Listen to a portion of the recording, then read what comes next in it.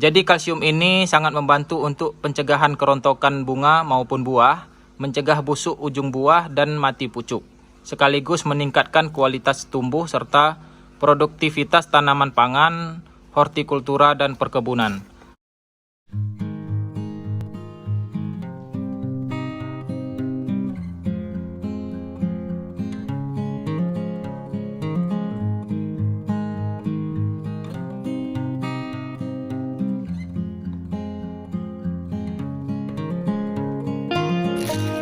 Tanamannya sehat-sehat, tanpa gangguan hama, dengan penyemprotan yang tepat. Assalamualaikum warahmatullahi wabarakatuh. Selamat pagi, berjumpa kembali di channel Home Tani. Pada pagi hari ini saya akan review tanaman cabai rawit yang berusia 13 minggu. Ini pertumbuhan cabai rawit kita setelah pemupukan di minggu ke-12 kemarin. Cabai rawit yang berusia 13 minggu ini akan segera kita panen, tinggal menunggu proses pematangan ya. Ini juga masih bisa besar lagi. Yang penting penanganan perawatan yang tepat, pemberian nutrisi yang tepat, begitu juga pengendalian hama yang tepat.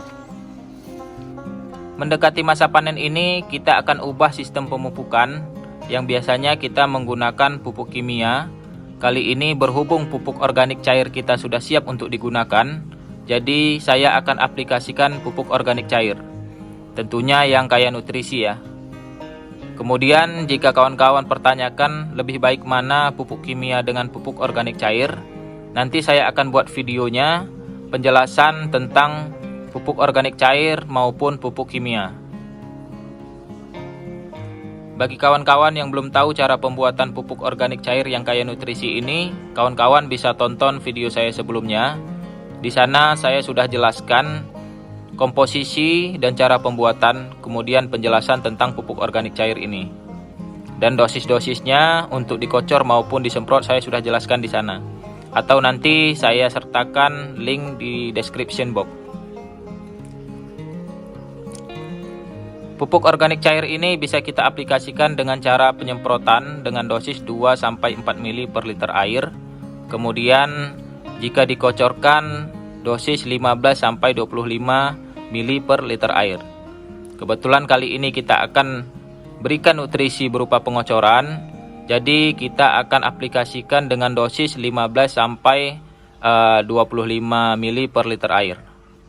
Oke kawan, saya akan siapkan dulu, nanti kita lanjut untuk pengocoran seperti biasa. Nanti setelah tercampur rata kita akan aplikasikan 1 gelas per tanaman.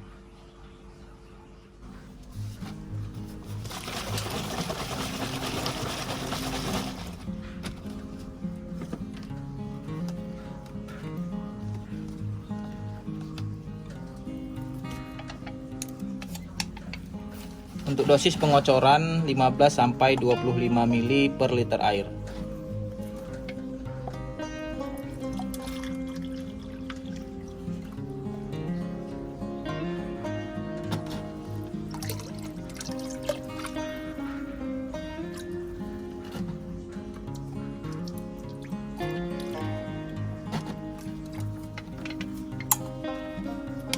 Jangan lupa setelah kita gunakan, setelah kita buka tutupnya, kita tutup kembali agar nutrisi ini tetap terjaga dengan baik.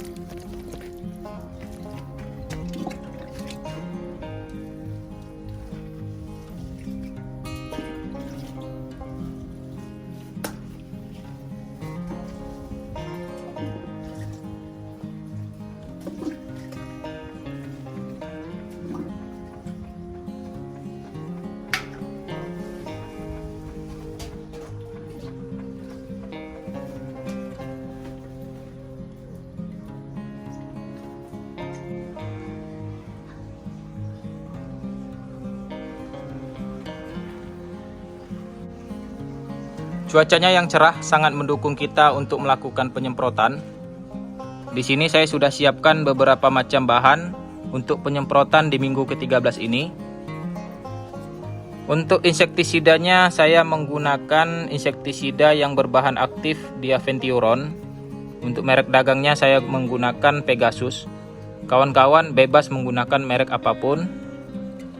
Kemudian untuk fungisidanya masih seperti sebelumnya.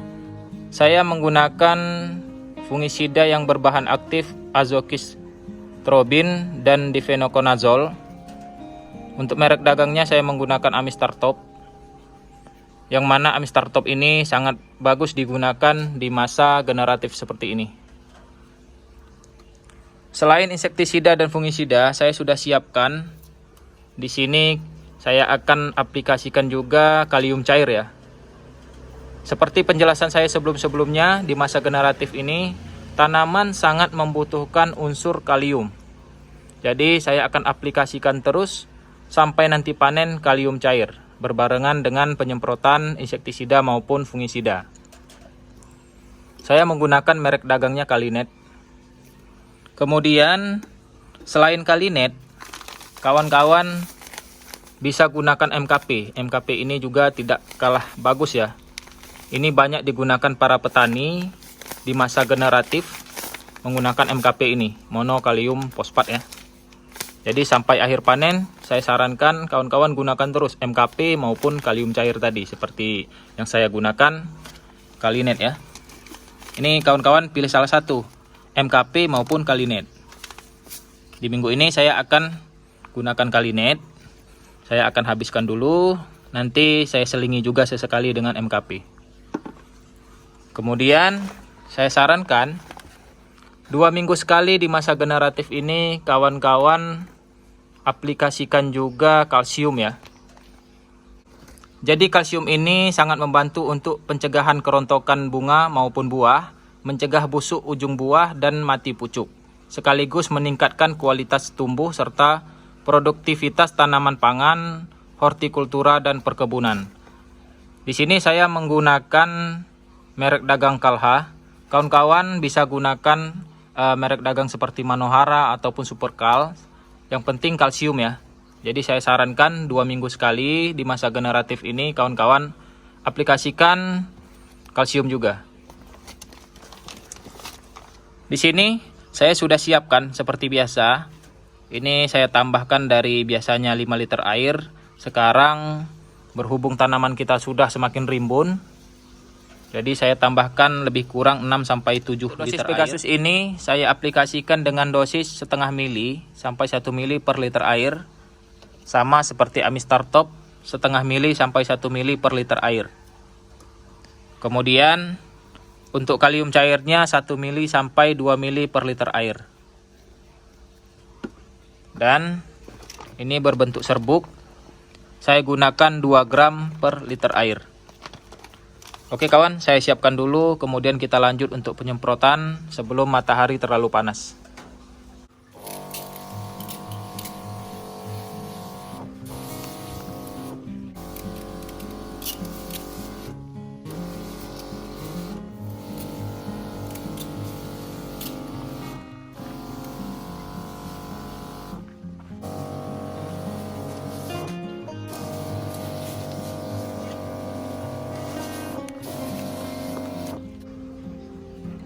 Kita sudah selesai perawatan cabai rawit di minggu ke-13 ini. Berhubung cuaca juga sangat mendukung untuk kita lakukan perawatan. Di awal video tadi kita juga sudah jelaskan dan kita sudah review pertumbuhan cabai rawit setelah pemupukan di minggu sebelumnya. Kemudian kita lanjutkan pemupukan menggunakan pupuk organik cair. Bagi kawan-kawan yang belum tonton video saya cara pembuatan pupuk organik cair, kawan-kawan bisa simak video saya sebelumnya. Di sana saya jelaskan tentang komposisi dan cara pembuatan pupuk organik cair dengan benar, yang tentunya kaya nutrisi untuk tanaman cabai khususnya. Atau nanti kawan-kawan bisa cek di link deskripsi, saya akan sertakan di sana. Kemudian setelah pemupukan, tadi kita sudah lanjutkan penyemprotan insektisida maupun fungisida.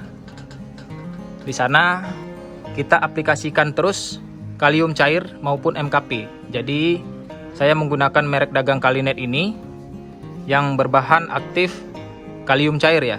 Jadi kita semprotkan terus di masa generatif kalium cair untuk pembentukan calon bunga, pembesaran buah, dan merangsang buah ini agar semakin besar ya. Jadi bobotnya nanti akan dapat. Kawan-kawan bisa juga aplikasikan MKP. Jadi pilih salah satu, MKP maupun kalium cair.